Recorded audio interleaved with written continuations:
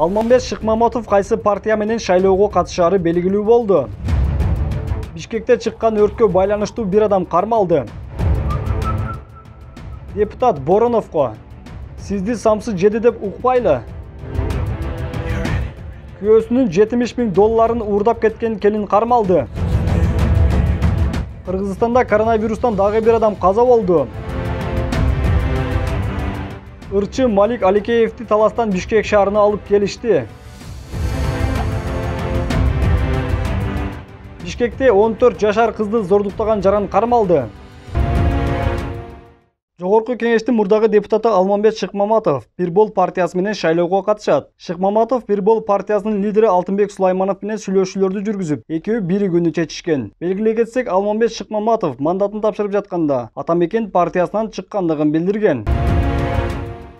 Бишкекте Сухе Батор менен Юнусалиев көчөлөрүнүн кесилишинде жайгашкан тест татым жайында чыккан өрттөн каза болгон жарандын өздүгү аныкталды. Бул тууралуу Бишкек шаарынын ички иштер башкармалыгы билдирди. Маалыматка ылайык, маркум 25 жаштагы эркек киши. Ал тест татымда иштегенби же жокпу азырынча белгисиз. Өрт чыккан шаурма на Мангали жайынын ээси 31 жаштагы жаран кармалып, убактылуу кармоочу жайга киргизилди. Тергөө иштери улантылууда.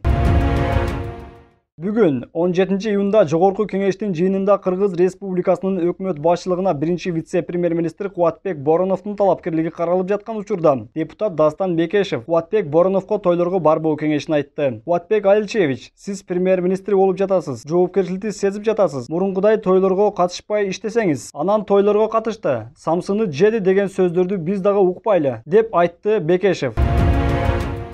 Россиянын Москва шаарында Кыргызстанда кылмыш кылып, качып кеткен жаран кармалды. Бул тууралуу Ички иштер министрлигинин маалымат кызматы билдирди. Маалыматка ылайык, 1984-жылы туулган Бишкек шаарынын тургуну 2019-жылдан бери издөөдө жүргөн. Кармалган аял күйөөсүнүн бизнесинде иштеп жүрүп, анын $70.000 акчасын алып качып кеткен. Кармалган аялдын жаш баласы бар болгондуктан аны июнь айында Кыргызстанга алып келишкен.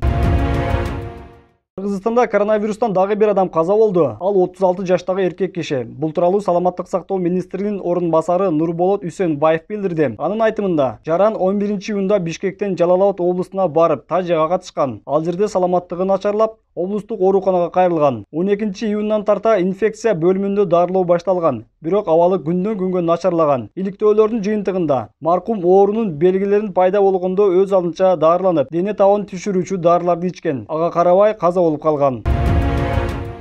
Маданият министрлиги ырчы Малик Аликеевди Таластан Бишкек шаарына алып келишип, номер 4 ооруканасынын травматология жана ортопедия бөлүмүнө жайгаштырды. Бул тууралуу аталган мекеменин маалымат кызматы билдирди. Маалыматка ылайык, ооруканада жаткан белгилүү ырчы Малик Аликеевдин Маданият, маалымат жана туризм министри Азамат Жаманкулов жана президенттик аппараттын гуманитардык өнүктүрүүгө мониторинг жүргүзүү жана жарандык коомдун институттары менен өз ара аракеттенүү бөлүмүнүн башчысы Кудайберген Базарбаев ооруканага барып кабар алып, президенттин атынан материалдык жардам тапшырды. Малик Аликеевге операцияны белгилүү хирург, ортопед Сабырбек Жумабеков жасай турганы күтүлүүдө.